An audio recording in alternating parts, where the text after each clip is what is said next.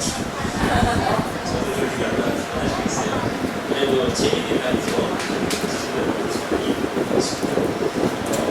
나는 24장 말씀이요. 제자들이 되게 궁금한 거예요. 주의 가시는 세상 가운데 무슨 징조가 있겠습니까?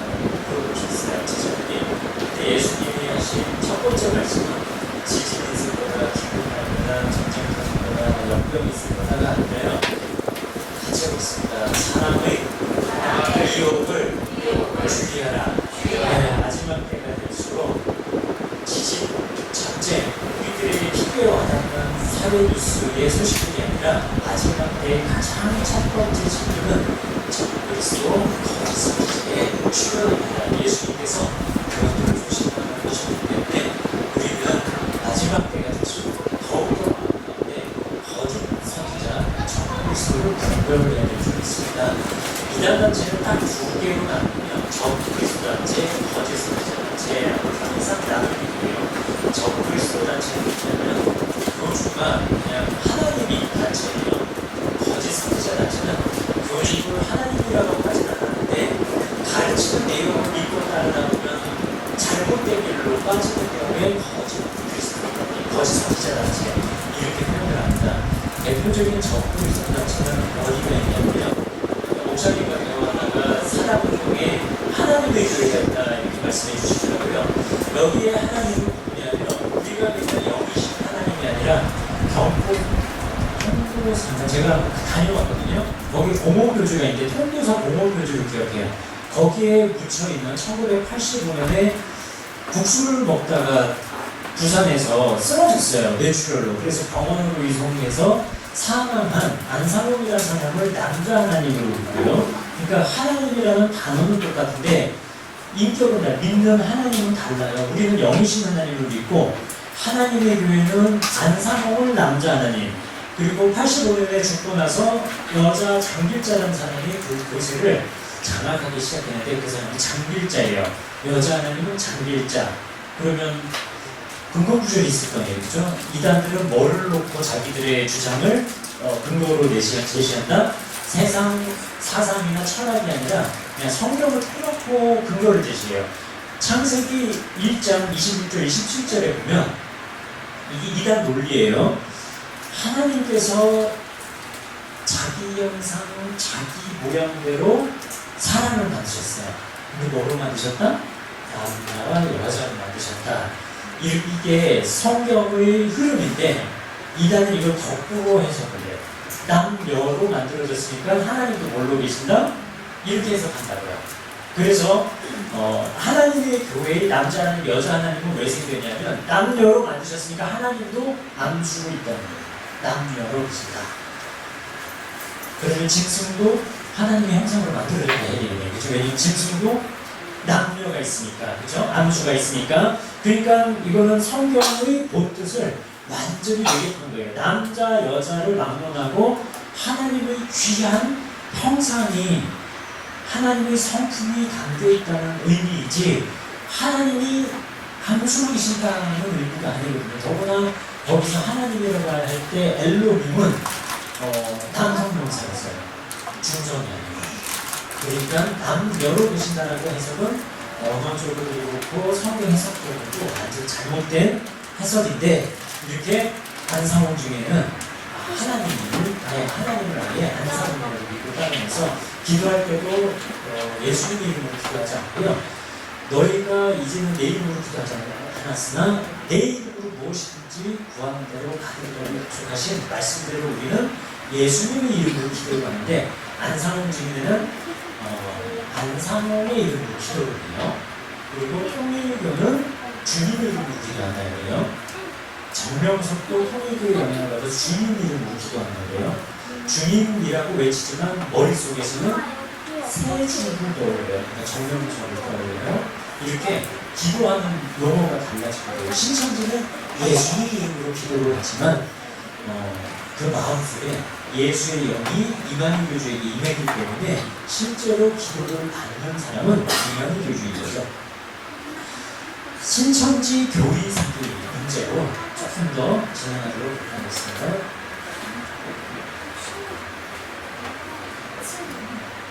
파워뱅크를 띄워주세요. 한 번만 만져주시면 제가 올릴 것 같은데.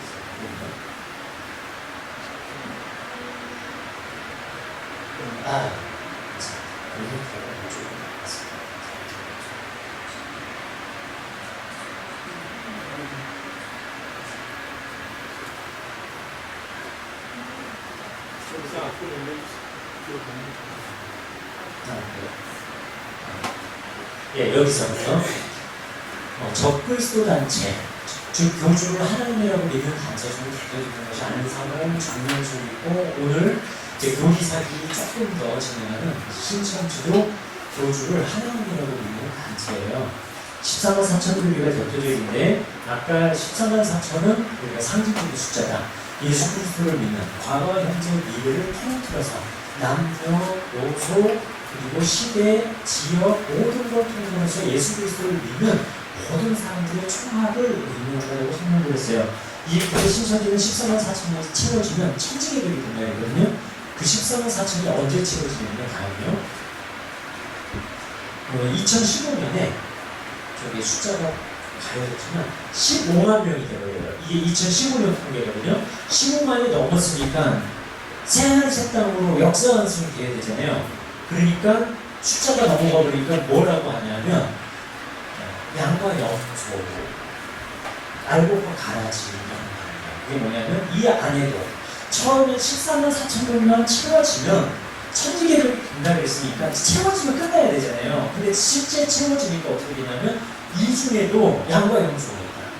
그리고 이 중에도 알곡과 가라지가 있다는 말로 사람들을 또 미혹해가는 거예요. 그러면 다시 또 그 안에서 알곡이 되려고, 양이 되려고 피와 땀과 눈물을 이만희 교주의 마음에 들게 하면서 모든 걸 쏟아내요, 이 사람들이. 그래서 한 일이 뭐냐면 빠지기가 어렵죠. 한번 빠지면 완전히 이만희 교주의 그 아바타처럼 되거든요. 그 교리에서 내가 돼가지고 14만 4천이 채워지니까 그 다음에 한 일이 뭐냐면요. 다음요.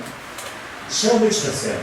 90점이 넘어가면 이게 인맞은 시험이에요. 새 언약 이행 시험인데 여기서 인맞은 시험을 봐가지고 90점이 넘어가면 14만 4천 인을 맞으시는 자격이 주어지는 거예요. 90점이 안 넘어가면 자격을 상실해요. 여기서 90점 넘어가서 구원 받으시는 분 혹시 계세요? 시험 봐서? 그 정도 좀 부담스러운 거 같아요. 우리 시험 봐서 구원 얻는 게 아니잖아요. 흠없고 값없고 저런 어린 양의 예수 그리스도의 피로 우리가 값없이 의롭다는 어린 존재가 되고요.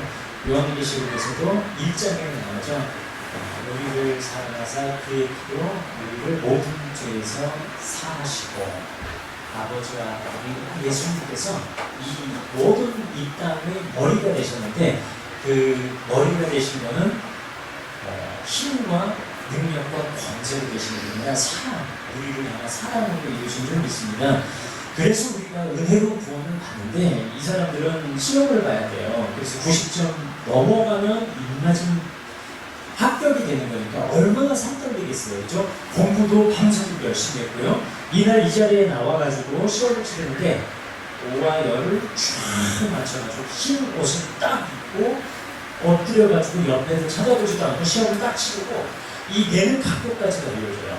여기 교관들이 여기에 검은색 양복을 입고 쫙 서 있죠. 이 사람들이 여기로 쫙 이 기계처럼 착착 옮겨가요. 그러면 그럴 때마다 시험을 치는 사람은 각도까지도 알려줘요. 이렇게 내서도 안 되고 이렇게 내서도 안 되고 턱 위치에서 딱 제출해라. 그래서 영상을 보면 너무너무 질서정연하고 뭐랄까 기치가 아주 삼엄한 어떤 군대 조직같이 그렇게 느껴지거든요. 그게 좋을까요? 북한 공산당의 그 김정은이 도열을 할 때 막 환호하는 허공원수라는 북한 조직하고 다르가 없어요. 얼마나 사투리겠어요. 그래서 시험을 준비하던 그 50대 중년 부인이 여기서 시험을 치르는 현장에서 쓰러져요. 그래서 그때 실려가지고 일주일 만에 사망해요. 그러니까 신천지는 교리사입니다. 14만 4천 채워지면 세상 끝난다 했는데 세상은 끝나지 않고 하고 시험을 가서 또 시험을 치러서 사람들을 고혈을 자르고 시험 치는 그 현장에서 사람이 죽고 이게 신천지의 실상이에요. 다음이요. 이 사람들 교리서들이 있는데 대표적인 게 신탄이에요. 제일 처음 나왔어요. 신천지는 교리서라고 할 만한 게 사실 없어요. 대부분 강의서 같아요. 그러니까 성경을 쭉 강의하는 것 같은 또는 요한계시록을 강의하는 것 같은 책들이 대다수예요. 그게 이만희 교주의 계시록 진상, 계시록 완전해서 이런 책들인데 교리서, 우리의 신학교에 있는 조직신학이라고 하거든요. 그 교리서 같은 책이 뭐냐면 신탄이에요. 김건희, 김병남이라는 사람이 썼어요. 저자가 이만희 교주가 아니에요. 근데 이게 1984년도에 나왔는데 신천지의 교리를 전부 일목요연하게 정리한 책이에요. 여기에 다음에요.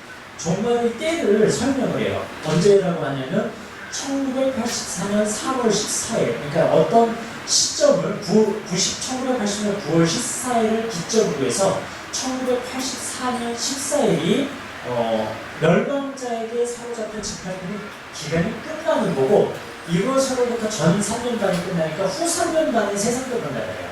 그래서 87년 9월 14일이 이 사람들의 종말이었어요. 사실은 이 책에 그게 나와요. 그러다 보니까 나중에 87년도에 한번 신천지가 뒤집어져요. 굉장히 큰 어려움을 겪어요. 사람들이 빠져나가고 그래서 그 후에 신탄은 내가 쓴 책이 아니라 이만희 교주가 부정하면서 마치 자기가 쓴 책이 아닌 것처럼 얘기했지만 사실 신천지 교리는 신탄에 다 나와요. 시한부종말을 주장했어요. 근데 그게 불발로 끝나니까 신탄은 내가 쓴 책이 아니다라고 하면서 빠져나가는 거예요. 이래서 교리선이라고 하는 거예요. 다음, 자기가 육체로 영생한다 했는데 자기가 허리가 안 좋아요. 그래서 조선대에 이분의 그 주치의가 있어요. 그래서 조선대 가가지고 허리 수술을 받은 장면이에요. 죄송해요 이런 모습을 보여줘가지고 근데 이게 육체에 영생하는 사람은 실상인 거죠. 이게 교리사예요. 다음 신천지가 왜 종교사이냐면 포로도 사기를 쳐서 그래요. 다음이요. 이 사람들은 1980년에서 90년 사이에 원래 시작을 5명으로 시작을 해요. 근데 1990년이 시작될 쯤에는 1000명 정도로 늘어났어요. 그때 시도했던 포교법은 뭐냐면 그냥 요한계시록 대집회를 열었어요. 공개 집회. 그래서 1000명까지 끌어모았어요. 교회에서 요한계시록을 안 가르쳐준다. 근데 여기로 오면 한 번에 통달시켜준다라는 말에 속아가지고 한 1000명 정도가 이렇게 빠진 거예요. 이때만 해도 소종파였어요. 90년 이후에 포교법을 바꿔요. 다음요. 이게 뭐냐 하면 무료 성경 신학원이라는 걸 만들어가지고 각 지역에다가 여기 성경교육원, 삼위신학원 이거는 서울의 강동구에 있었던 신학원이고요. 이거는 제 기억에 저 송파 쪽에 있었던 신학원이에요. 제가 이거 다 찍은 거예요. 이거는 제기동 쪽으로 제가 기억을 해요.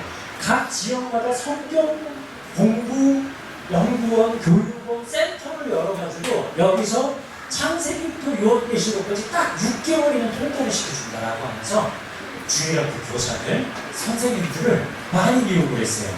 그래서 개강을 하면 서울 방배동이 처음 열렸거든요. 신학원이 90년대에 이 신학원이 열렸을 때 2개월마다 한 번씩 개강을 했는데 개강만 하면 100명씩 모였대요. 그래서 신천지가 이 신천지 무료성경 신학원 포교법을 통해서 1000명에서 10,000명으로 10배 성장을 하는 게 2000년 초반이에요. 다음이요. 교회가 경계를 하기 시작했어요. 무료로 성경 공부를 가르쳐주는 것은 이단이다 그랬더니 신천지가 바꿔요. 이만희 교주는 90살에 굉장히 연로한 사람이지만 자기 단체를 확장시켜가는 데는 그 어떤 이유도 다 받아들여요. 다 한번 시도를 해봐요. 그쪽 방면에서 굉장히 열려있는 사람이에요. 나이 늦은 시간에 재학생으로 시작을 했지만 그 포교 마케팅을 다 받아들여서 실행하면서 해보고 잘 되는 것은 본부로 갖고 와가지고 전국으로 확대해요. 매뉴얼 하에서. 그래서 오늘의 신천지가 만들어졌는데 2000년부터 한 일이 뭐냐면 추수금 포교 방법이에요. 이 사람들이 격려하면서 외치는 구호가 뭐냐면 교회는 우리의 밥이다. 교회는 우리의 밥이다 라고 외치면서 결의를 다지는 모습이에요. 이게 언제 눈을 뜨게 되냐면요. 사실 목사님도 잘 아시는데 전남대 사건이 2000년도에 터졌는데 그게 무슨 사건이냐면요. 2000년이 되면서 대학가의 운동권 동아리가 다 무너졌어요. 그래서 간판은 운동권 동아리인데 멤버들이 없으니까 유지가 안 되는 동아리가 너무 많았어요. 신천지가 그곳을 알고 전남대의 동아리, 운동권 동아리에 들어가기 시작해요. 그래서 동아리를 장악했어요. 겉은 민들레 동아리, 민들레 영토회 이런 운동권 동아리인데 내부는 다 신천지 교인인 거예요. 그러면서 동아리를 장악을 하고 한 개, 두 개, 수십 개로 외연을 확장하면서 뭐를 선출하냐면 동아리 연합회장으로 출마를 시켜요. 신천지 교인은. 그러면서 동아리 연합회장이 되는 경우까지 있어요. 신천지가 눈을 뜨기 시작한 거예요. 이렇게 멀쩡한 일반적인 동아리를 신천지화할 수 있구나 눈을 떠요. 이게 전남대 사건에서 시작을 해요. 그러면서 이걸 동아리만 한번 장악을 하느냐 교회도 시도를 해보자라고 해서 당시에 타밭이라고 하는 이름을 추수꾼 복용 남의 밭인 거예요. 자기 밭이 아니라 남의 밭인데 거기에다가 열매를 씨가 뿌려져서 열매가 나오는데 그 열매를 거두러 남의 밭으로 가져가는 게 타밭이었는데 나중에 추수꾼 복용으로 이름이 바뀌어요. 이게 이제 베드로지파, 전라남도 지역을 베드로지파라고 하는데 베드로지파에서 처음 시작을 했고요. 마태복음 13장에 예수님이 씨를 뿌렸대요. 씨를 뿌려서 그 씨를 받아서 예수 그리스도를 믿는 사람들이 마지막 때 어디로 모인다? 교회로 모인다. 씨를 뿌렸으니까 열매가 어디서도 나와요? 교회에서 나오니까 신천지 신부들이 열매를 따려면 어디로 가야 된다? 교회로 가야 된다는 게 이 사람들 교회예요. 그래서 신천지는 지금도 교회를 몰래 들어오고요. 이 사람들 특징이 교회에 들어오면 제가 아까 깜짝 놀란 게 목사님이 주민증 확인한다는 거거든요. 왜 놀랐냐면 그렇게 하는 교회가 거의 없고요. 신천지를 막을 수 있는 가장 좋은 방법 중에 하나가 그거여서 실제로 그렇게 하신다는 말씀 듣고 깜짝 놀랐어요. 신천지인들은 저 이 근처 벽산 국민나라 이사를 왔어요 라고 거짓으로 얘기하고 이름도 거짓으로 얘기를 하고 들어오는 경우가 굉장히 많아요. 그래서 주민증 검사를 하면 신천지인들이 부담스러워서 못 들어오고요. 그리고 안 들어간 다음에 신천지인들끼리 정보공유를 해요. 영광교회 갔더니 주민증 검사한테 확인한대. 그러면 다른 교회로 가자라고 정보공유를 해서 알아오게 되거든요. 그리고 교회마다 신천지가 누구냐라는 걸 찾아내는 게 굉장히 관심이 많아요. 근데 어떻게 하겠어요? 우리가 하나님이 아닌 이상 딱 봤을 때 신천지가 아니다 어떻게 알겠어요? 어렵거든요. 그래서 가장 좋은 건 교회 분위기 자체를 신천지인들이 좀 부담스러워할 수 있는 분위기를 만들어가는 게 사실은 가장 좋아요.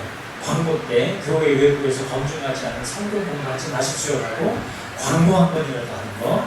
그리고 진짜 새신자들이 왔을 때 이 사람이 신명을 사용하는지 아니면 가명 써서 몰래 들어오고 오려고 하는지 주민증 한번 확인하는 거. 그리고 신방하는 거. 신방에서 꼭 사람들하고 가깝게 그 사람이 실제로 살고 있는지를 목적은 그게 아니지만 신방하는 거. 그리고 새신자 사진 찍어놓는 거. 추수꾼들 사진 찍는 거 굉장히 싫어하거든요. 그래서 새신자 사진 찍는 거 사도신경할 때 꼭 고백을 하는지 안 하는지 중요하고요. 신천지인들이 사도신경은 사람이 만든 교리라고 하면서 꼭 사도신경을 고백할 때 이렇게 해요. 이렇게 집어치우듯이 입 닫는 경우가 많아요. 잘 모르는 새번역 사도신경을 모르는 분들도 나름 웅얼웅얼 하거든요. 근데 아예 그걸 안 하려고 이렇게 가물어요. 이런 특징들을 보이는 사람들을 성도들이 또는 모니터링을 통해서 찾아내는 것, 그런 것들이 이제 좋은 방법이 되겠네요. 근데 가장 중요한 것은 이제 목사님께 접근을 안 하거든요. 신천지 추수꾼이 와서 목사님께 성경 공부하자라고 얘기를 하진 않아요. 성도들에게 접근을 하기 때문에 성도들 중에 혹시라도 교회에서 검증하지 않은 성경 공부로 가자고 권유를 혹시 받아보신 분 계세요? 그런 경우가 있을 때는 꼭 목사님께 가서 제가 권유를 받았는데 이게 해도 되는지에 대해서 또는 괜찮은지에 대해서 꼭 상담을 좀 받아보셔야 돼요. 그러면 초기에 잡아낼 수 있어요. 이 신천지는 아무나 건들진 않아요. 다음이요. 이 사람들은 잘 보시죠. 제가 저 설명을 드릴게요. 1980년에 시작을 해서 거의 40년 가까이 유지를 해오잖아요. 40년 동안 노하우가 생겼어요. 될 사람과 안 될 사람에 대한 나름대로의 이 기준치라는 게 생겼어요. 그래서 기준에서 벗어난 사람들은 야, 건드리지 마. 왜냐면 허송세월 시간 낭비가 돼. 그래서 A급이라고 딱 정해놓고 점수를 매겨서 A급 점수가 많은 사람들을 주 타겟수예요. 그 사람들이 누구냐면 첫 번째로 이건 청년들에게 해당되는데 이성교제에 깊이 걸려있는 사람은 노터치, D급. 반대로 이성교제 안 하는 친구, 그러니까 남친, 여친, 애인이 없는 친구는 A급인 거예요. 그리고 두 번째가 목사와 지나칠 정도로 친밀한 사람은 친목사파라고 해서 목사님하고 친한 사람은 D급, 안 친하면 A급이에요. 그러니까 신천지에 빠지기 싫은 분들은 목사님하고 친한 척. 그걸 일단 하시면 저 사람 D급이다라고 안 건드려요.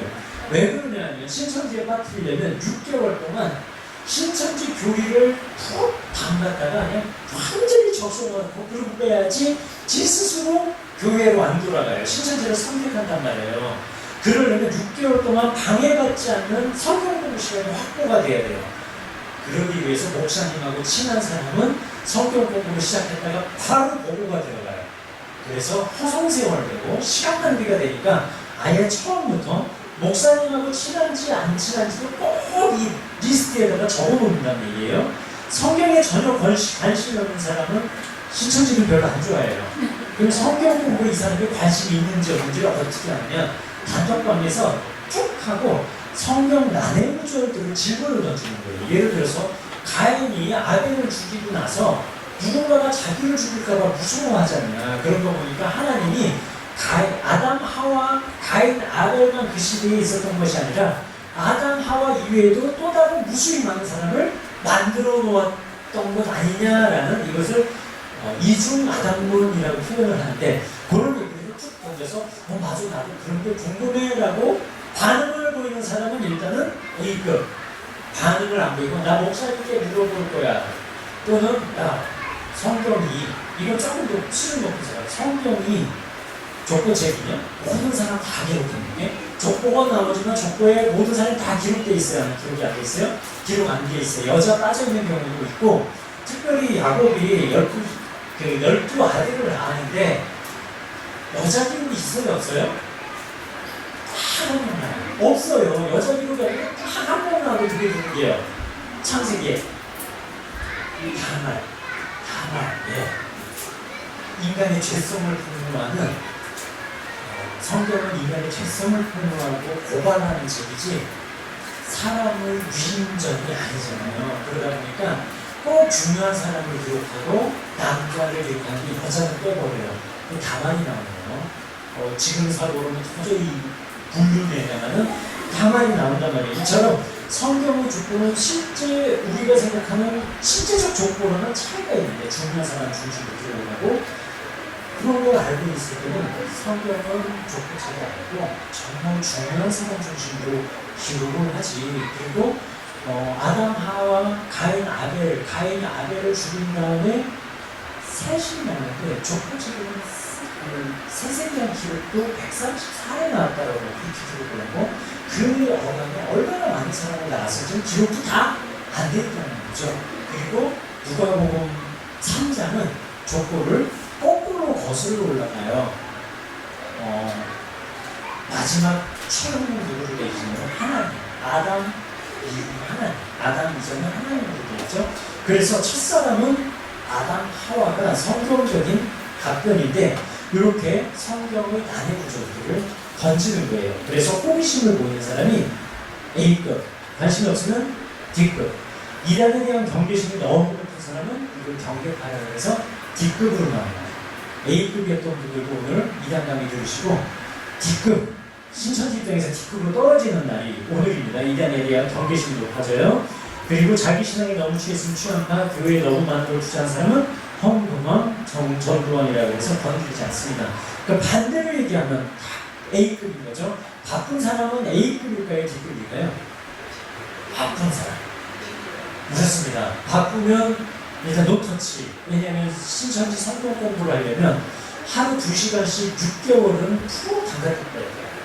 근데 바쁜 사람은 그게 불가능하거든요. 그래서 애초에 바쁘다라고 체크된 사람은 떨어뜨리는 거예요. 그래서 안 바쁜 사람을 찾으려고 어디로 가냐면 문화센터. 그리고 기도원 방문을 많이 해요. 얼마나 기도원을 많이 다니면 갈별산 기도원 같은 거 가면 광고 시간에 여기서 성경 공부하자고 미혹하는 사람들이 가까우면 절대로 가지 마십시오. 안양에 갈별산 기도원 있죠?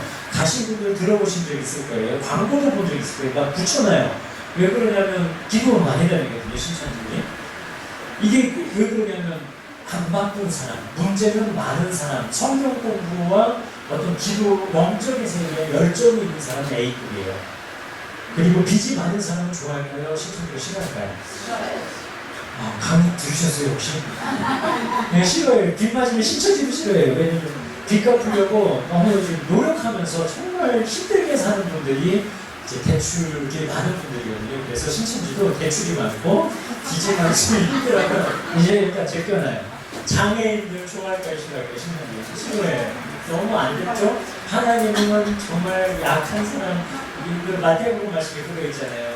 이웃분들 불러보려고 가는데 아침에 일찍 온 사람도 데려가고 점심 온 사람도 데려가고 한 대명령 주기로 약속을 했는데 마지막 해질녘까지도 일적으로 못참은 그 불쌍한 사람들 하나님이 데려가서 똑같이 주시잖아요. 풍성하게 주시잖아요. 이게 하나님의 나라거든요. 신천지는 일 못하고 연로하신 분들, 종종 이렇게 연로하신 분들이 빠지는 경우가 있는데 기본적으로 연로하신 분들, 장애인들, 표고대상에서 저희가 제외를 시키면 이런 분 있더라고요. 전도 대상자 중에 장애인들 중에 부모님들 있죠. 그 사람들 다 있으면 아니거든요. 간병인 써가면서. 그래서 신천지가 간병인으로도 활동을 많이 합니다.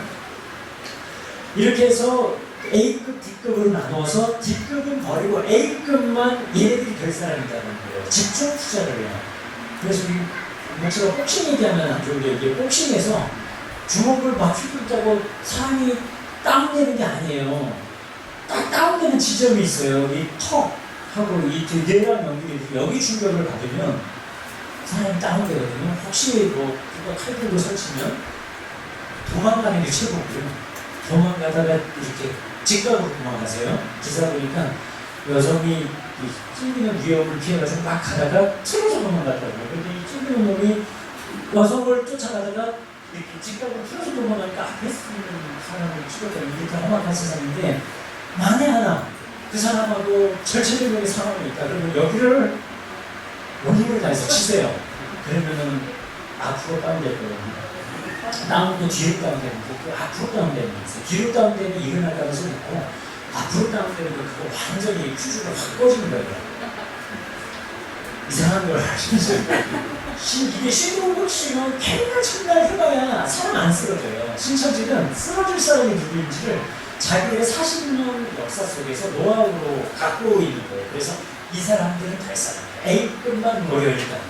그래서 포교 대상을 정할 때도 자기 스스로 정하는 게 아니라 자기 리더들이 있어요. 리더들한테 얘기해서 누구를 이 사람을 타겟을 건데 괜찮습니까? 라고 승인을 받고 나서 움직여요. 이렇게 철저해요. 마음속으로 진단을 해보니까 내가 아무래도 A급 같아.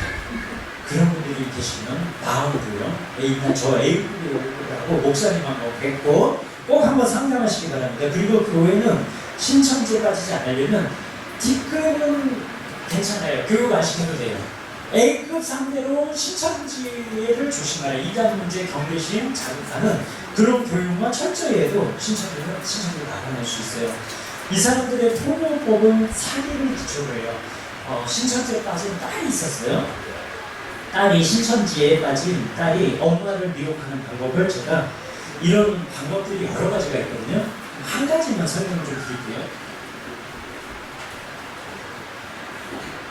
시간이 이제 넉넉하셨는데 엄마가 식당을 운영하셨어요. 딸은 신천지에 빠져서 엄마는 정말 바빠시게 식당이 얼마나 고되고 힘들게 세상이 다 힘들지만 그렇게 고되게 일을 하시는데 얘 딸은 신천지에까지 무슨 생각이냐면 엄마를 어떻게 하면 신천지로 데리고 갈까 그 생각을 하루 종일 생각해요.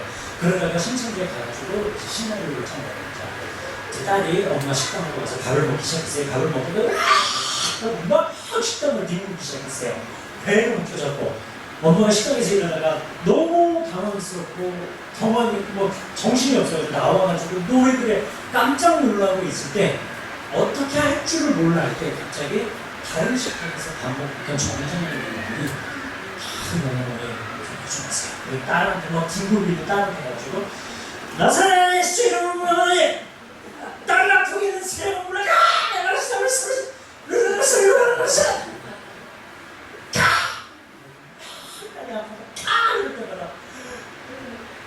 점점 호흡이 안정을 찾아가면서 배 아픈 거를 깨끗이 잊은 것처럼 이제 괜찮아진 거예요.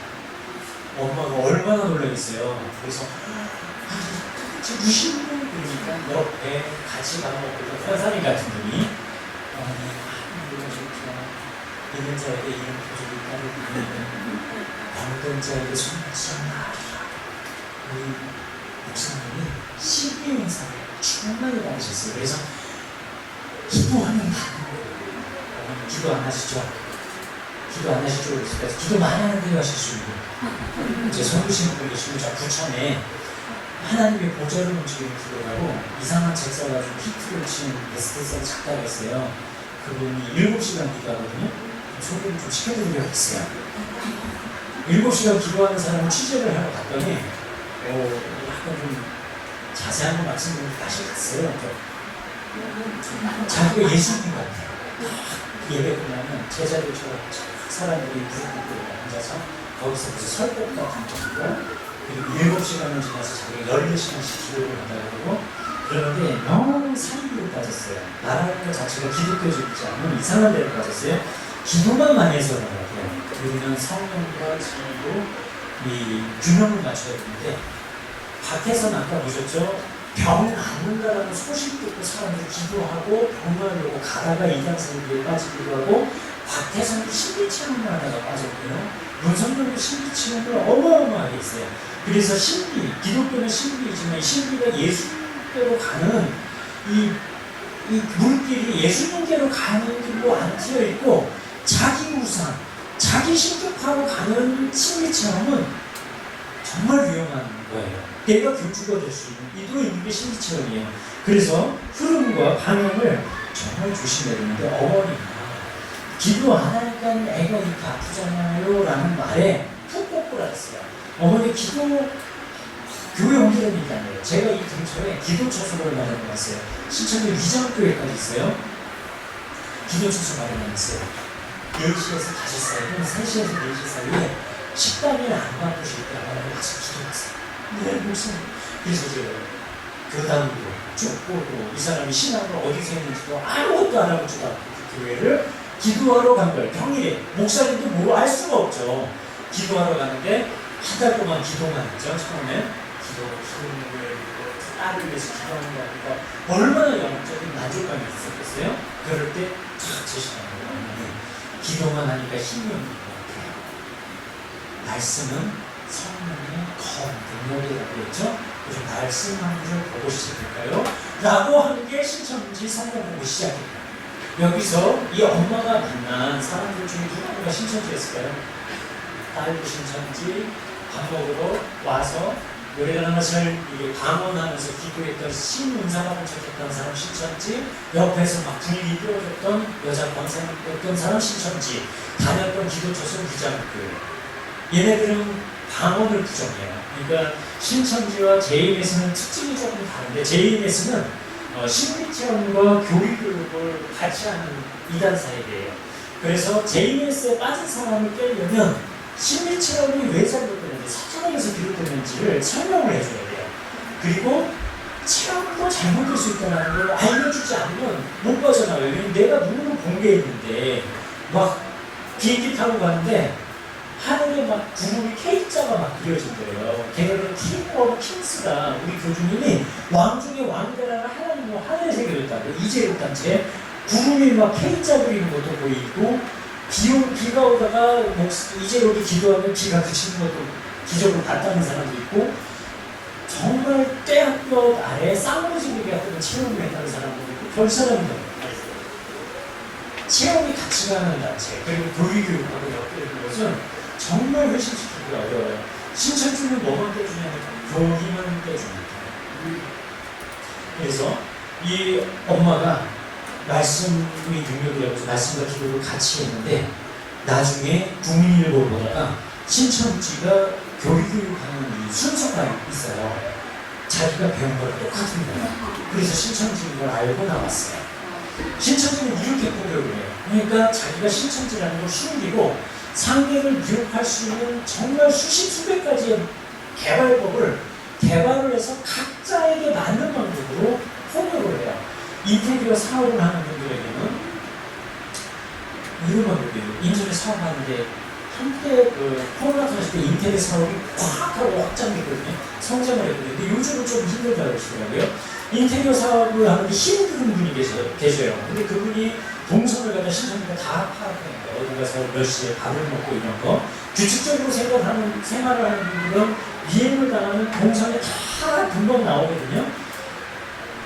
몇 시에 어디 가서 밥을 먹어요. 그러면 그 시간에 그 사람이 앉아있는 역 주변에 앉아서 서로 얘기를 주고받고 하면서 인테리어를 막 하는 거예요. 그러면서 내가 무슨 요즘 인테리어를 했는데 어떤 인테리어 나한테 직접 고민이랑 아는 사람 있으면 나 소개 좀 받고 싶다라는 걸 인테리어 지금 업종을 하고 잘 안 되는 사람 옆에서 막 얘기를 해요. 그러면 이 사람 지금 자녀를 지금 먹여 살리고 여러분 아이고 사장님 인테리어 찾으시는 거죠. 한번 연락을 담아주세요. 견적부터 받아주시죠. 이렇게 한단 말이에요. 그럼 자기도 모르게 지금 얘네들이 신천지거든요. 인테리어까지 바뀌어요. 그렇게 해가지고 신천지에 척하는 두발 있는 경우까지 있어요. 무궁무진합니다. 뭐 전화해가지고 저희 집사님 오늘 교통사고 나갈 것 같은데 정말 운전 조심하세요. 자기가 마치 예언서를 받은 사람인 것처럼 전화를 해가지고 그렇게 끊어요. 그래가지고 이 사람이 정말 속대문에 재수 없잖아요. 기분 나빠서라도 운전 조심해서 막 다니는 거예요. 그래서 간이중립적으로 신경 쓰고 가다가 교통사고 안 나서 다행이다 그러고 집으로 가고 있는 뒤에서 빵 하고 누가 받았어. 교통사고 났어. 이 정학은 집사님 어떻게 보고 나한테 얘기해주냐.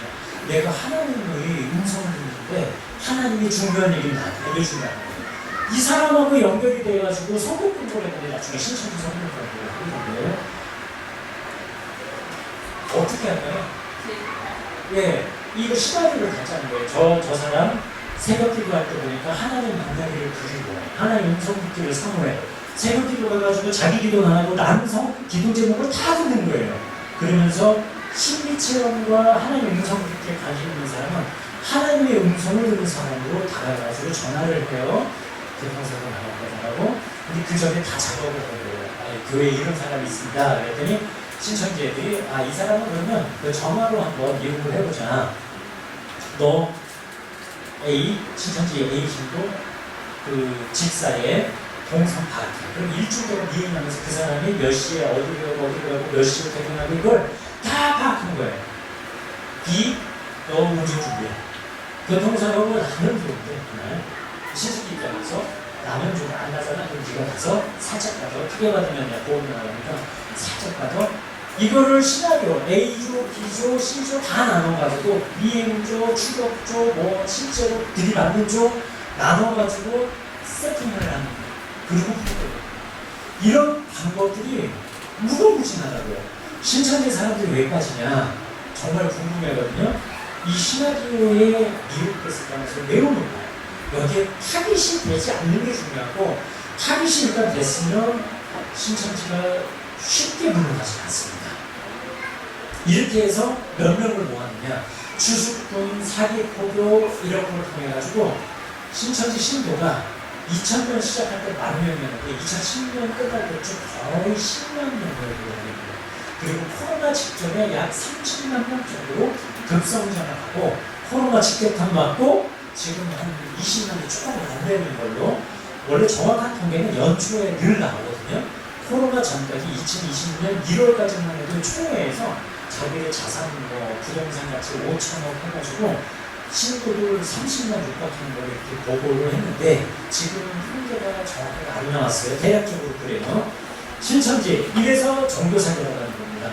역사적으로 신천지의 할아버지 성백격 때는 사이비 교주들만 다니다가 결국은 그 자기가 사기당한 피해자였다가 그 사기교들을 그대로 갖고 가해자가 됐기 때문에 역사적으로 사기, 교리도 사기, 호교도 사기라고 하는 겁니다. 다음이요.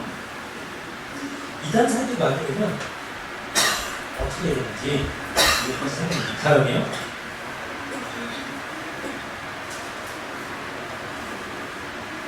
먼저 요한계시록이 잘 설명돼요. 요한계시록의 시작은 예수 그리스도의 계시다 이렇게 하면서 시작합니다. 그래서 요한계시록을 처음부터 끝까지 읽고 우리는 공포와 두려움에 빠집니다. 어떻게 되냐면요. 예수님이 우리를 죄에서 구원하신 참된 구원자고 이 예수를 믿는 믿음을 끝까지 지키는 사람은 승자가 되고 이긴 자가 이기는 자가 된다 라는 확신이 들어야 돼요. 그리고 세상에 어떤 권세자가 권력을 잡는다 하더라도 이 세상 마지막까지 구원하시고 찬양받으실 분은 하나님이시다라는 고백이 나와야지 요한계시록을 잘 소화하시고 읽으신 거예요. 근데 우크라이나죠. 우크라이나랑 러시아 전쟁이 요한계시록 몇 장에 나오는 사건이지 이런 거. 그리고 코로나는 요한계시록 6장에 나오는 몇째인 사건이지 뭐 이런 요한계시록의 어떤 특정 구절과 현 시대에 일어나는 특정 사건을 자꾸 신공기사 형태로 이퀄시키는 해석은 아주 잘못된 해석이에요. 왜냐하면 요한계시록은 누구에게 처음 주어진 것이에요? 사도 요한. 그래서 사도 요한에게 주어져서 사도 요한으로 하여금 알게 하셨다라는 말씀이 있어요. 요한계시록 1장 1절부터 쭉 읽어보시면 얘 요한에게 알게 하신 거예요. 그럼 사도 요한이 베리치를 알았어요, 몰랐어요? 누구는 베리치 인체에 살입한 칩이라고 요한계시록 12장을 그렇게 해석하는 분들이 계시거든요. 근데 이게 사도 요한은 모르는 해석을 하면 안 돼요. 사도 요한이 알았던 계시예요. 사도 요한에게 주었던 계시고요. 그리고 사도 요한이 강조한 게 뭐냐면 이 계시의 말씀을 읽는 자와 듣는 자들 것 가운데 기록한 것을 지키는 자들에게 뭐가 있다? 복이 있다. 복 받으라고 주시는 말씀이에요. 그러면 사도 요한 시대에도 알았다 몰랐다? 복 받으려면 그 시대 사람들이 알아야죠. 모르는 계시를 주셨겠어요? 근데 이거를 지금 내 입장에서 21세기를 살아가는 내 입장에서 자꾸 요한계시록을 해석하면 이게 억울하기 시작해요. 요한계시록의 참된 의미는 일곱 번 열풍 날린 괴물 같은 존재들이 공매의 발 같고 사자의 입 같고 그리고 독수리의 날개 같고 짐승의 권세를 가진 무시무시하고 도저히 상대할 수도 없는 정말 우리가 도저히 대적할 수 없는 그 강한 짐승을 누가 이기셨다? 예수님이에요. 어린 그렇죠. 요한계시록에 상징어를 많이 써요. 예수님이라는 표현도 나오지만 예수님은 꼭 뭐라고 어린 양이라고 해요. 이 역설이 요한계시록의 핵심 메시지예요. 그 짐승 어떻게 사자를 이겨요? 어린 양이 어떻게 공을 이겨요? 어떻게 표범을 이기고 어떻게 독수리를 이겨요? 근데 어린 양이 이긴다라는 이 역설이 요한계시록의 핵심 메시지예요. 어린 양을 영원히 찬양하고 어린 양을 영원히 붙드는 우리에게 참된 구원이 있다는 약속을 주신 게 요한계시록이에요. 이렇게 복음적으로 요한계시록을 해석을 해야지 신천지에 안 맞아요. 두 번째로 성경 공부 다음에요. 이거 제가 이거 할게요. 성경 공부가 우리 제일 어려운 거니까 신천지 빠진 사람은 다 재미가 있고 의미가 있었다고 하고요. 그래서 우리가 연구를 좀 많이 해보고요. 다음에 가정과 교회 공동체는 우리에게 의미가 있는 것입니다. 신천지에 빠진 사람들 중에 대다수는 그렇지 않지만 많은 친구들이 가정에서 좀 어려운 그걸 엮이는 가정이라고 해서 숨기는 가정은 부모는 부모의 역할을 하고 자녀는 그 사랑을 받아서 누리는 이게 숨기는 적 역할을 하는 가정이니까는 엮이는 그 기능이 깨져 있는 경우가 있는데 거기에 있는 친구들이 신천지에 빠지는 경우가 많고 그리고 숨기는 가정에서는 신천지에 빠졌다 하는 빨리 돌아와요. 그리고 빨리 정착하고 빨리 회심을 회복을 해요. 근데 이 가정이 어려운 친구들은 신천지에 있다가 나와서 회심하고 나서 회복하기가 너무 힘들어요.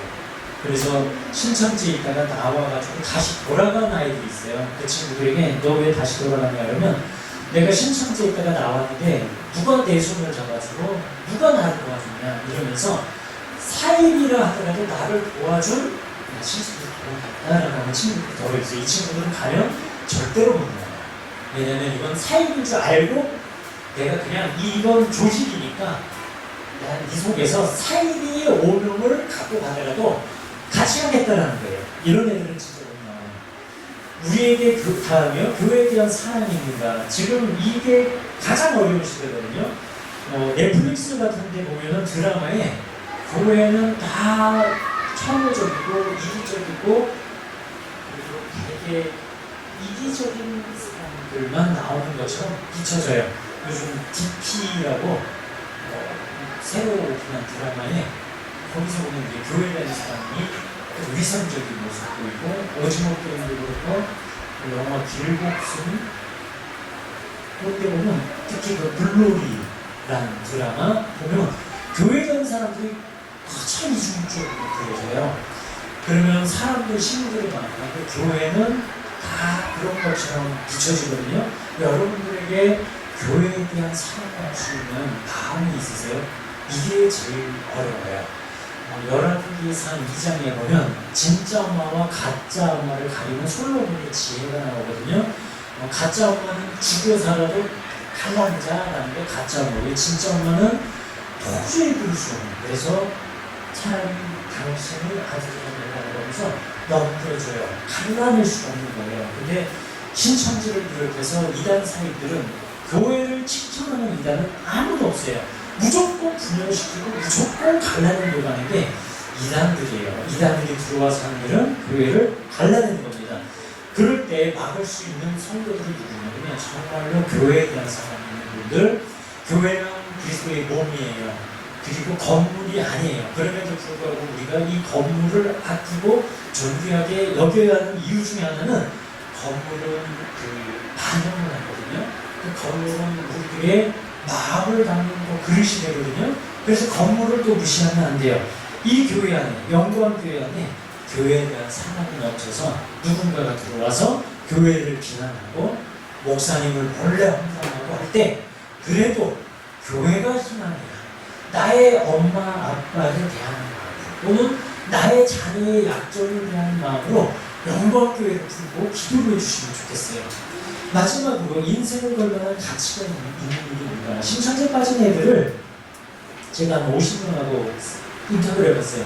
신천지 네 인생에 뭐였냐라고 물어봤더니 50명이 똑같았어요. 답이 신천지는 내 인생의 모든 것이었어요. 전부였어요.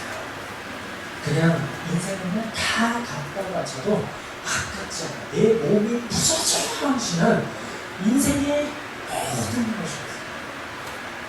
바꿔야 돼서 교회를 다니는 우리들에게 정말 보람되고 의미 있는 가치 있는 것에 내 인생을 지금 얼마나 가치 있는 게 있는가 그것을 갖고 있다고 한다면 신천지에 안 가서 좀 있습니다. 다음이요. 제가 지금까지 드린 말씀은 요 책을 요약하면요. 이건 제가 쓴 책인데요. 신천지의 종교사기인가라는 것을 교리와 역사와 신천적인 측면에서 보고요. 이건 목사님이 잘 설명해 주셨는데요. 신천지들이 돌발적으로 80가지 던지는 질문들에 대한 신학적, 성경적 답변을 한 책입니다. 혹시라도 신천지와 대해서 궁금한 게 있으면 이 책자를 참고해 주시면 감사하겠습니다. 혹시 지금 질문을 궁금하신 분 있으세요? 어떤 교회는 제가 질의응답을 좀 받겠습니다. 이렇게 목사님이 좀 밝히시는 교회가 있어요. 아마 안 나올 거예요. 그러시는데 김상렬 목사님은 질의응답 시간 좀 갔으면 좋겠다고 하셔서 기대가 되기도 하고 궁금하지도 하고 혹시 궁금하신 분 있으신가요? 없으시면 마이크를 넘겨주시죠. 실제적으로 여러분 주위 가운데 지인 중에 하나님의 교회에 계시는 분이나 그런 분들을 어떻게 응대하실지에 대한 부분으로 실제적으로 궁금하신 사항이 있으시면 질문하셔도 돼요. 다음 주에 오실 거라고 생각하고 질문을 묵혀놓지 마시고 이 시간 오셨을 때 궁금한 거 여러분 주위 중에 이단에 계신 분들을 어떻게 대처할지에 대한 부분을 물어보시면 제가 대답해 드리는 것보다 훨씬 더 유익한 시간이 됩니다.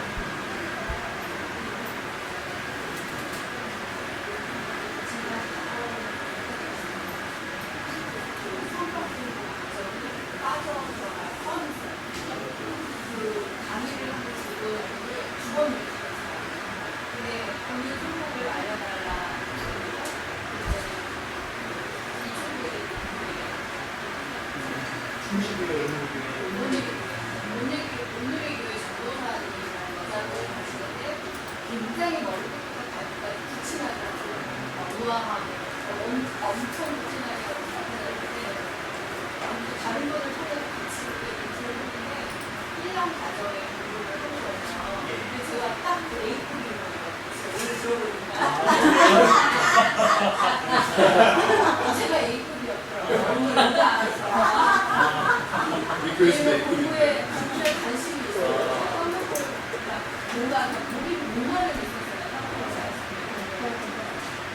제 훈련 목표를 말씀해 주셨어요. 외부에서 제가 선생님을 좀 예의가 아닌 것 같은데 일단 공부를 부담을 하려고요. 그래서 정말 하려고 했어요. 그래서 다음번 세 번째 느낄 때부터 처음 들어봤는데 두 번째 느낄 때 만날 때 제가 찾아온 운동교회에 다니는 교육하시는 언니가 있었어요. 이쪽 이름을 알아가지고 좀 알아가달라고 했거든요. 어떤 이쪽으로 언니를 계시나요? 그래서 만났어요. 서로 갔어요. 예. 언니를 만난다는 내가 할일 해놨다. 당신 일이 없다. 제가 순식대로 말했으면 지금 얼마나 피곤할 수 있어요. 저랑 말하는데 왜 안 만나는지 이렇게 안 만나는구나 이러는데 거기서니까 나는 당신이 첫 붙을 때도 거기서 집에 당신하고 애 남자친구가 원치 않습니다. 뭔가 안 하고 싶은 찔렸는데 저는 지금도 안 찔려요. 그때 그분은 제가 아는 언니가 오늘 교회를 가지 않았으면 저는 그 과정을 아니에요.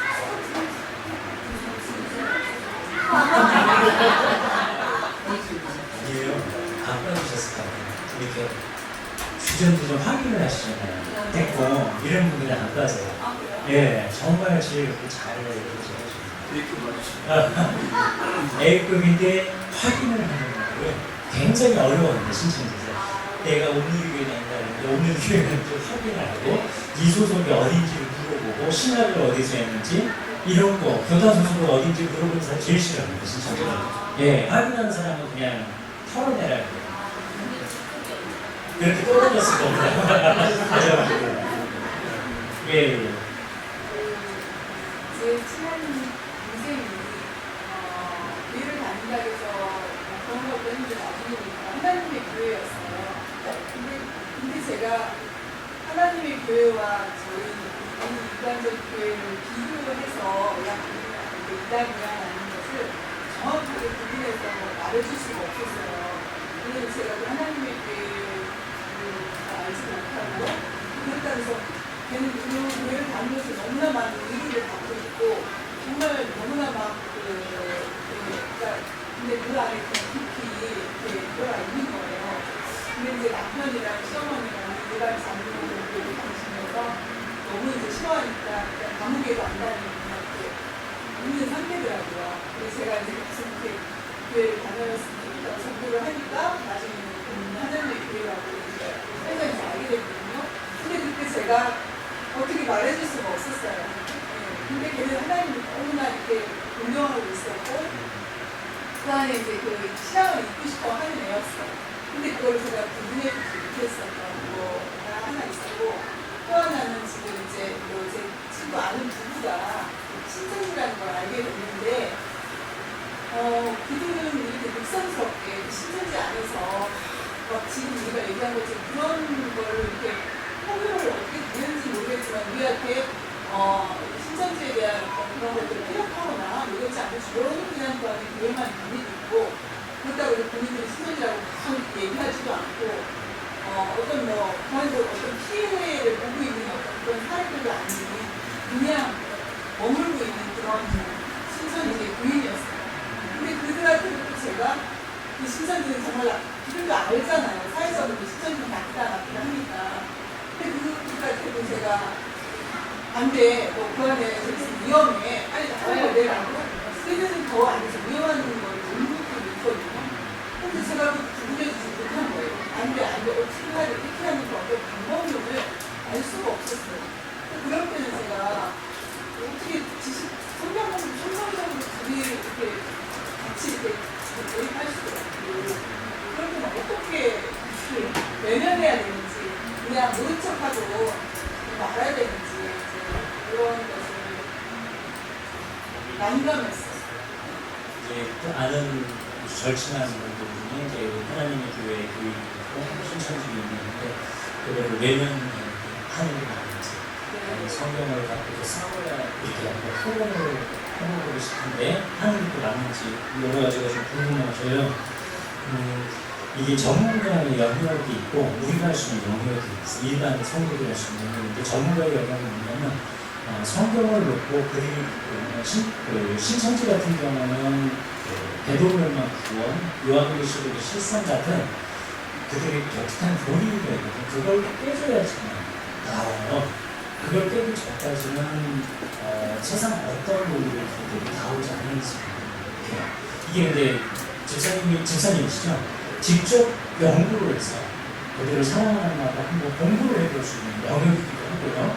그게 나한테는 안 맞는다라고 하면 그 사람들이 회복될 때까지 옆에서 교리적인 얘기를 하지 말고 그냥 인격적인 교리, 그리스도의 기본적인 사랑만 제공해주는 역할만 하시는 것이 집사님 역할이세요. 하나님의 교회는 뭐를 깨야지 나오냐면 6월절 안식일을 먼저 깨야지 얘들이 충격을 받아요. 왜냐면 일반 교인들은 예수님을 믿는 것만 알지 절기를 지켜서 구원된다고 절대 생각 안 하잖아요. 근데 하나님의 교회는 구약에서 출애굽기 레위기만 딱 끌어오면 영원토록 지켜야 될 주례가 뭐예요? 안식일 주례죠. 그걸 기초로 해가지고 지금도 이걸 영원하다라고 하지 않았냐, 지켜야 된다라고 주장하는 거예요. 구약을 근거로 해서. 근데 구약에서 영원히 지켜야 될 주례는 너무 많거든요. 뭐 성전에 등에다가 불을 끄지 말고 불을 켜는 것도 영원히 지켜야 될 주례고요. 할례도 영원히 지켜야 될 주례인데 예수 그리스도의 십자가 있는 이거 다 해지됐어요. 뭐만 남은 도덕법은 남은 거예요. 영원히 남는 건 도덕법이고요. 그리고 그 절기와 음식 규례는 영원한 규례가 아니에요. 그래서 우리가 제시법을 봤고요. 순대를 대한 순대를 먹는 거예요. 핏째 먹지 말라는 말씀을 드려서 충무를 먹지 않는데 이 사람들이 가장 충무를 받는 건 안상한 장애자가 하나님이 아니야. 그걸 논리적으로 들이대는 거보다 더 충격받는 건 그걸 안식을 들이대요. 이게 영원히 지켜야 될 규례들을 다른 말씀과 비교해서 할례나 또는 음식 규례 등과 비교를 해서 이 영원한 것은 유대인들을 대상으로 한정적인 영원함이지 예수 그리스도 안에서도 영원히 지켜야 될 규례가 아니라는 것을 설명을 좀 해주셔야 되는데 이건 굉장히 전문적인 겁니다. 그래서 나는 이것까지는 내가 조금 감당하기 어려워. 근데 그거를 감당이 안 되는 걸 일부러 막 사명만 보다가 할 수는 없는 일이거든요. 사명이 아닌데 그렇다면 할 수 있는 건 그들이 보여줄 수 없는 그리스도의 사랑이 뭔지를 줘야 됩니다. 교리적인 것을 제외하고는 내가 줄 수 있는 건 줘야 되거든요. 그 인간적 교류는 해야 되거든요. 특별히 그 사람이 상종의 가치가 없는 사람임에도 나의 가장 가까운 이유, 특별히 가족일 경우에는 인사도 하지 말라는 말씀을 가족에게 적용할 수 있잖아요. 그래서 그들이 감당할 수 없는, 거절할 수 없는 사랑을 주는 것도 사실은 우리로서의 최선의 방법이에요. 가장 중요한 것은 이 교리가, 그들이 믿는 교리가 성경적으로 잘못됐다는 것을 가르쳐줘야 되고요. 그거는 이단 상담소가 전문적으로 어떻게든 연결해 줘야 됩니다. 네. 잠시만요. 답변이 계시네요.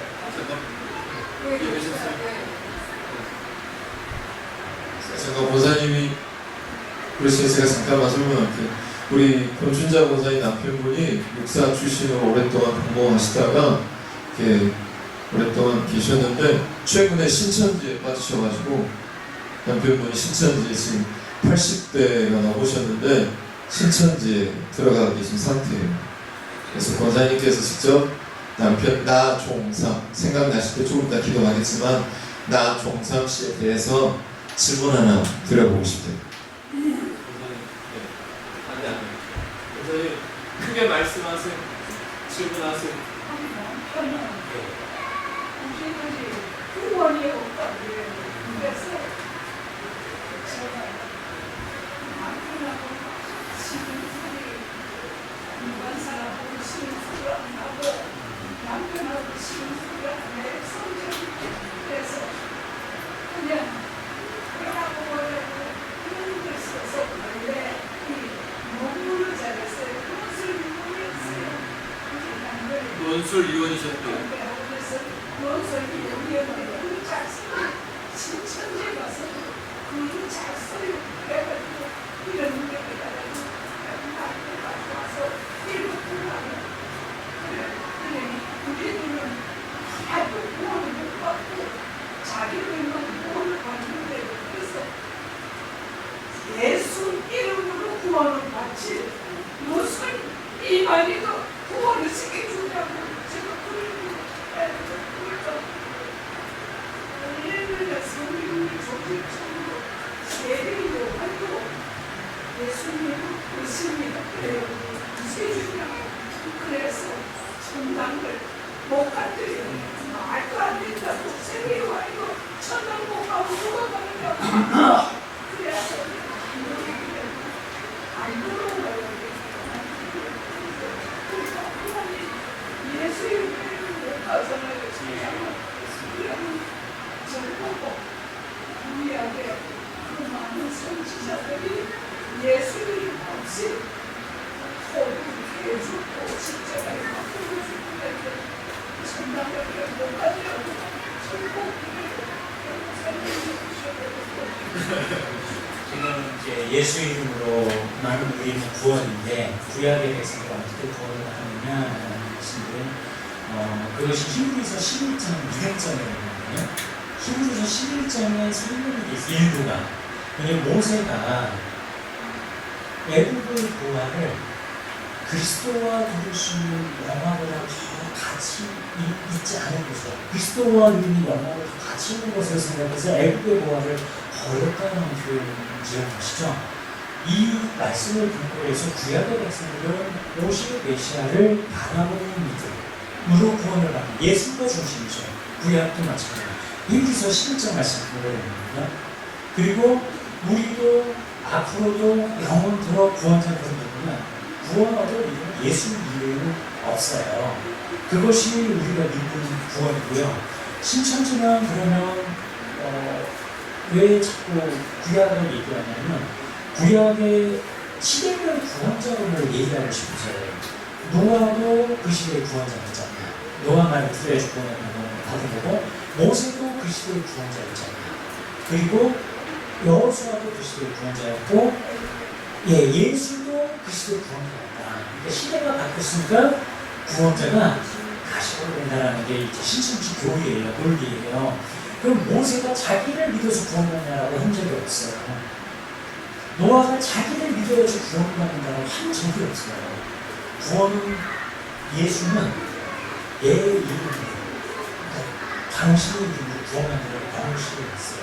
그러니까 시대별 구원자로는 잘못됐어요. 구원자가 아니고 예수 그리스도를 예표한 모형적 사건을 만든 거예요. 노아 홍수 사건을 통해서 예수 그리스도를 통해서 예수님만을 통해서 구원을 얻는 안주 사건을 예표로 했고요. 출애굽을 통해서 예수를 통해서 우리가 참된 구원을 얻는 걸 예표하는 사건이지 다 예수를 보여주는 사건으로 이해를 하죠. 신천지는 근데 이걸 분절을 시키는 거예요. 아, 노아도 구원자, 모세도 구원자, 그러니까 예수도 구원자였으니까 이제 구원자가 바뀌는 거예요. 아, 그러시군요. 자, 좀 이해가 되세요? 그리고 세례 요한은 꼭 기억해 두세요. 이 사람들은 세례 요한은 천국을 못 갖고 배도자다라고 얘기를 해요. 배도자. 배도는 뭐냐면 하나님의 길을 배신하고 떠나는 사람을 얘기를 해요. 근데 톡하고 질문은 나중에 이게 이제 교리적인 얘기는 다툼이 되니까 참 말씀드리기가 부부 사이에 참 어려운 일인데 충격을 보고 훅 하고 한번 던져보세요. 의심하면 배도야? 세례 요한이 물어봤어요. 오실 분이가 당신이니까 아니면 우리가 다른 일을 기다려야 되니까 예수님께 물어본 것도 배도냐고요. 그죠? 물어본 거예요. 근데 신천지는 의심했다고 배도 이렇게 해요. 왜 그러냐면 데살로니가 후서 2장 3절에 배도의 일이 있고 멸망하는 다음에 구원자가 나타난다는 배도, 멸망, 구원이라는 도식을 만들어 신천지는. 그래서 배도자를 누굴 만들어내야 돼요. 멸망자를 누굴 만들어내야지 구원자가 나오는 시스템이에요, 얘네들한테. 그래서 초대교회에 이걸 적용하면 배도자는 세례요한, 그리고 멸망자는 이 세례요한을 죽인 바리새인 서기관, 그리고 구원자는 예수. 요게 시스템, 얘네들. 그러면 현대는 이걸 현대로 끌고 오기 위해서 배도자는 장막성전의 유죄예요. 자기가 몸 갖고 있다 나온 데를 배도자라고 해야 돼요. 그 멸망자는 누구냐면 1970년대에 그 청지기 교육원이라고 만센터를 만들어서 신천지 사람들을 내몰는 데 앞장선 유오평을 한 사람, 실상의 인물들을 얘기해요.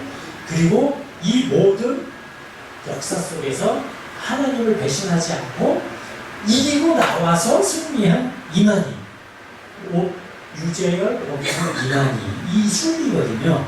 그래서 초대교회로 가서 이 배도멸망 구원을 만들기 위해서 세례요한을 배도자라고 만드는 거예요. 그리고 예수님의 말씀을 잘 기억해 보세요. 세례요한이 어디서 제일 큰 자? 천국에서. 근데 누구보다도 작은 자, 예수 그리스도를 보면 우리 모두보다도 세례요한은 또 작은 자가 된다는 또 말씀도 있어요. 근데 신천지는 천국을 못 갔다고 그러거든요. 그게 예수님은 세례요한을 어느 영역에서 표현하는 거예요? 천국에서라고 하잖아요. 그러니까 세례요한은 천국을 갔다 못 갔다? 천국의 사람이 아니다? 이렇게 신천지 역질문을 던지면 대해서 조금 헷갈려요. 왜냐면 천국에서라고 했네. 온 세상, 천국 지옥에서가 아니고 천국에서 라고 표현한 거예요. 작은 자도 큰 자는 세례요한은 천국에서라고 하는 개념 속에 쓰는 거예요. 신천지는 의심했다. 그러니까 배도자고 천국 못 가고 지옥 가게 이러고 있는 거예요. 완전히 잘못된 신천지입니다. 이렇게 해서 충격요법으로 어느 순간 훅 하고 가만히 듣고 계시다가 훅 하고 던지세요. 이만희 교수의 제일 큰 약점 중에 하나가 김남희라는 여성이 있어요. 원래 2018년도에 어떻게 그거 얘기 잘하세요? 아, 선언이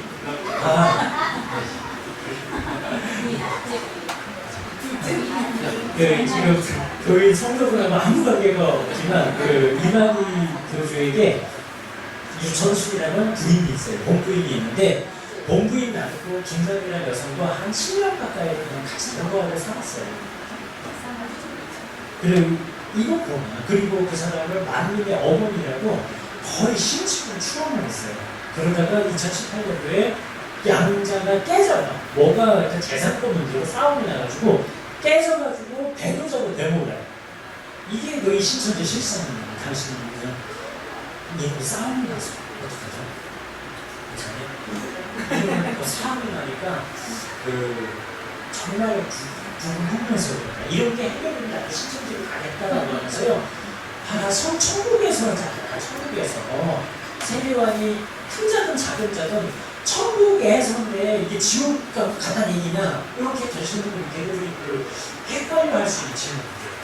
그리고 14만 4천 2015분 처음이잖아요. 근데 왜 아무 일도 안 일어나냐 이런 거죠. 그리고 인바지 시험 보다가 돌아가신 분 계신데 신천지 육체공생 한다 했는데 돌아가신 분이 지금 찾고 계시면 그냥 이런 그분이 자기의 신앙의 균형을 중요한 그걸 해주셔야 되는데 제가 거기에 안타까운 게요. 너들이 넘어서 빠지셨으면요 굉장히 위로가 되십니다. 그 신천지가 당신께서 지금까지 쌓아오고 살아오신 이 삶의 과정 가운데서 80이 되셔서 인생의 즐거움 딱히 없으시겠다라고 생각했는데 갑자기 신천지라는 그 맞닿으면서 인생의 낙을 발견하셨을 가능성이 높아요. 이게 그래서 교리적인 문제가 우선이 아니라 즐거우신 주 그리고 인생의 봄 같은 어떤 희망을 심어주는 그런 문제가 아닐 것인가요? 그게 좀 안타까워요.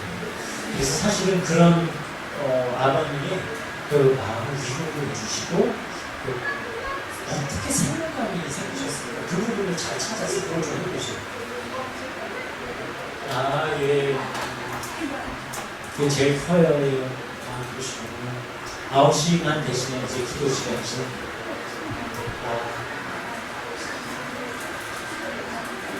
예. 돌아오시면 회복이 없으면 있을 겁니다. 가끔 툭 하고 균열을 일으키는 질문을 던지시고 장모님이셨어요? 그분께서 남편분께서 신천지에서 건물 발견하셨어요. 낙을 발견하셨어요. 낙을 즐거움 기쁨 예, 그걸 발견하셨어요.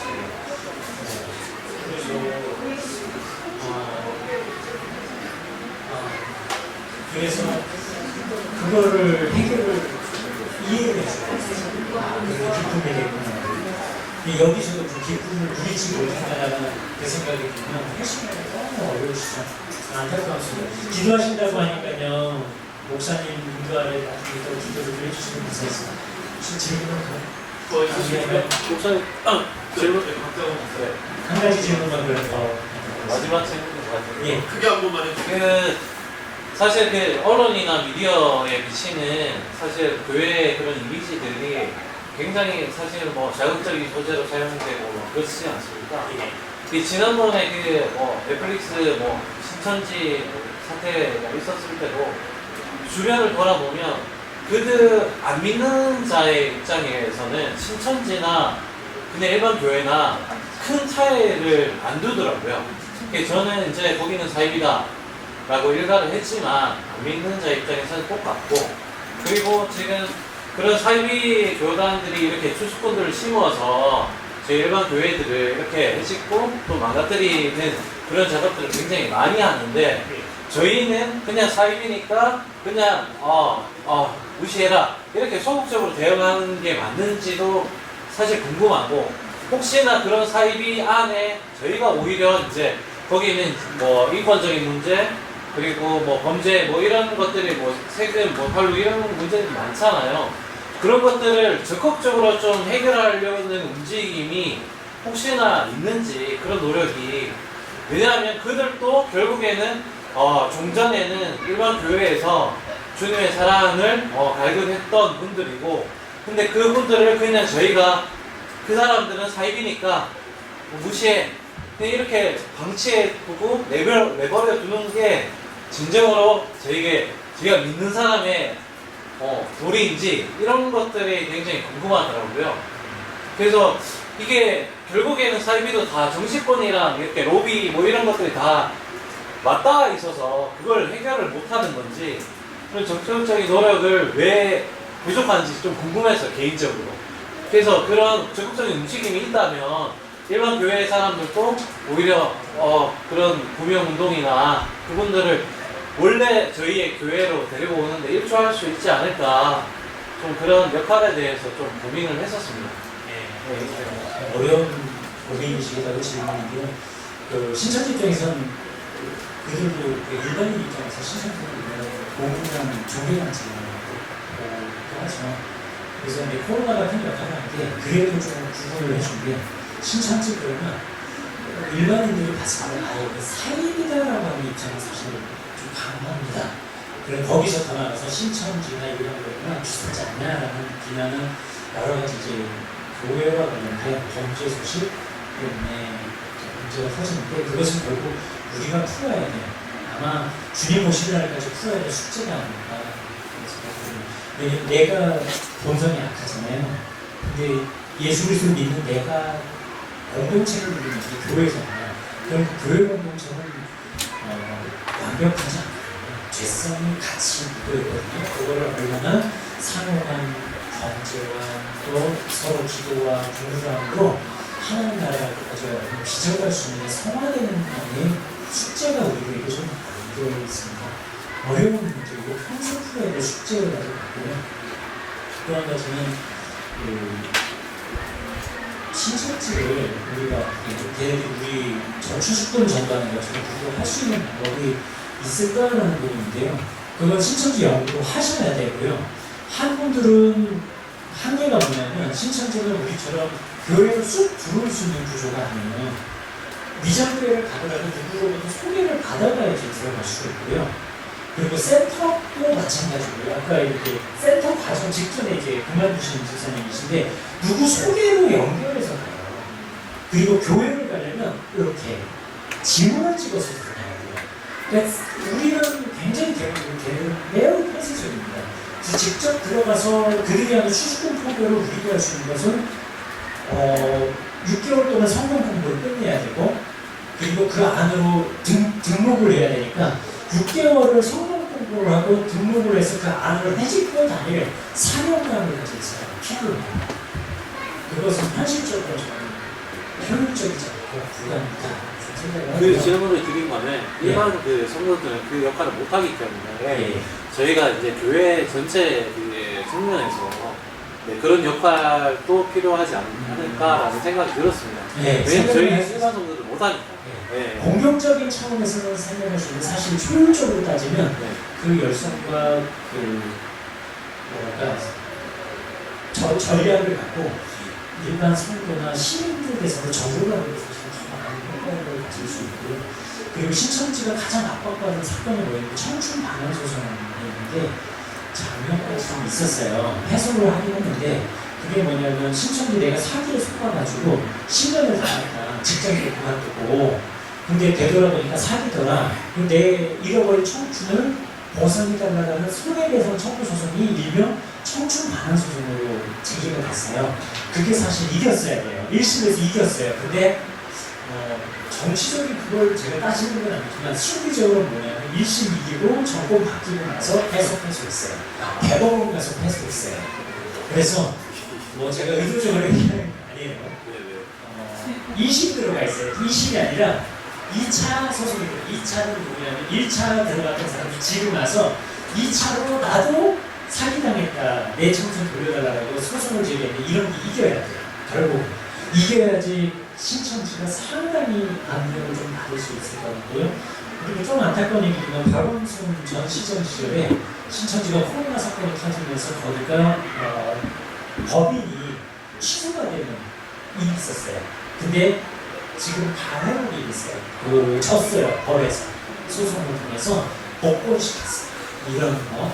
저는 사실 법으로 막을 수 있는 한 시정법을 통해서 신천지를 막을 수 있는 최대의 모든 영역을 다 공헌해야 됩니다. 본인 입장에. 왜냐하면 신천지 문제는 교회 문제가 아니라 집사님 고민하시는 것은 사실은 진짜 사회적인 문제거든요.